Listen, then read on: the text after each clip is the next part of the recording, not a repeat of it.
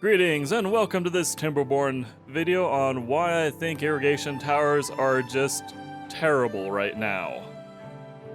I mean, early game they probably have some uses, but once you get explosives, you should never use one. And the irrigation towers are specifically for the Folkstails. The Iron Teeth don't have them, so they can't utilize them anyway. But I don't really think the Folkstails should be utilizing them either. So I set up one irrigation tower over here, just to kind of show they pretty much cover a 10 square area around them in a bit of a sphere. Which, I mean, is not a bad coverage area, but what makes them so terrible, in my opinion, despite the fact that you could just build them with logs and planks, is their water usage.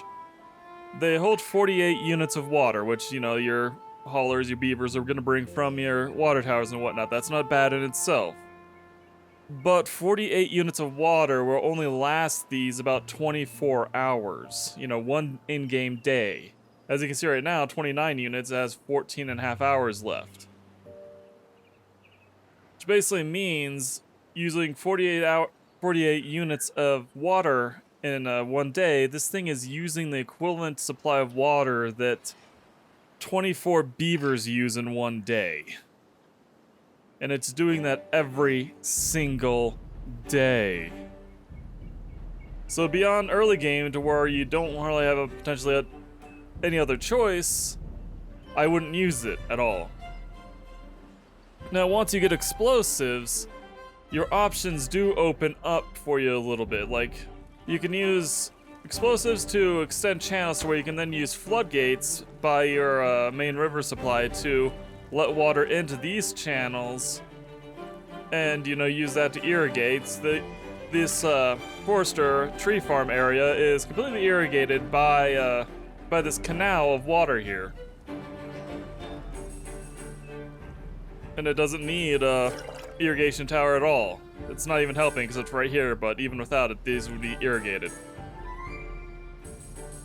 But this does have the obvious downside of you can't really go uphill with this method. You can only bring the water from uphill downhill with it.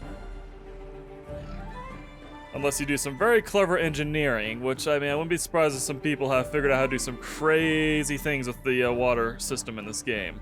But there is another solution for that beyond using water towers.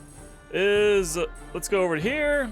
Where the setup is, you can build your own little irrigation ditch in an area like this and use a water dump. Alright, let's just detonate this trench and I'll get this built up so you mean. To show you what I mean. That does need a few things first in terms of buildings and supplies. We'll just put this water dump right here.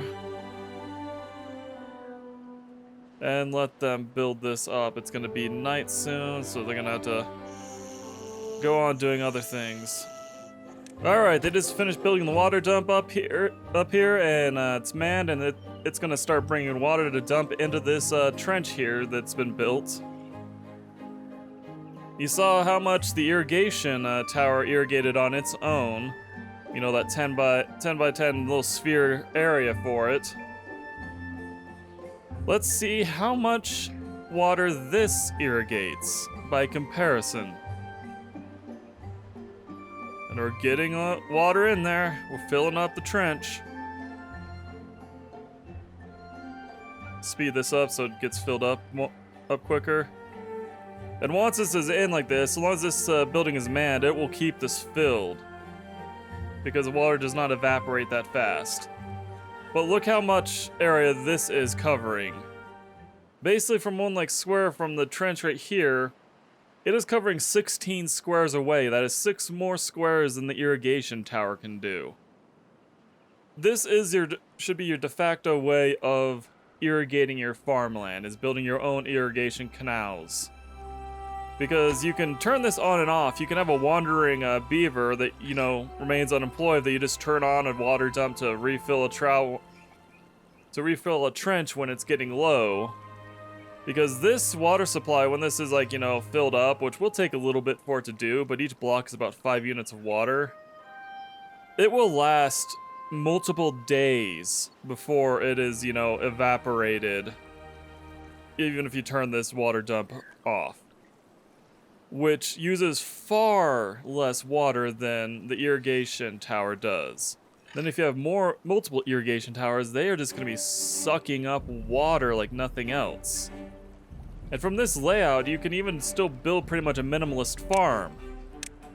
Because like you can put your farmhouse right side here, then you can build metal platforms to cover up this trench, lay down a path on it,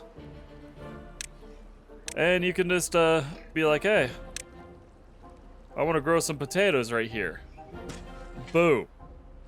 You have a farm, and it's going to be minimalist in terms of this water is not really blocking or forcing you to, you know, take up more space to irrigate this land. It's using a pathway you would have already put in place for your beavers to utilize, potentially. Because, I mean, as you saw when I showed you this tree farm over here, is I already have a pathway right here to help the beavers get around. I just did not extend it further because there was not a need to.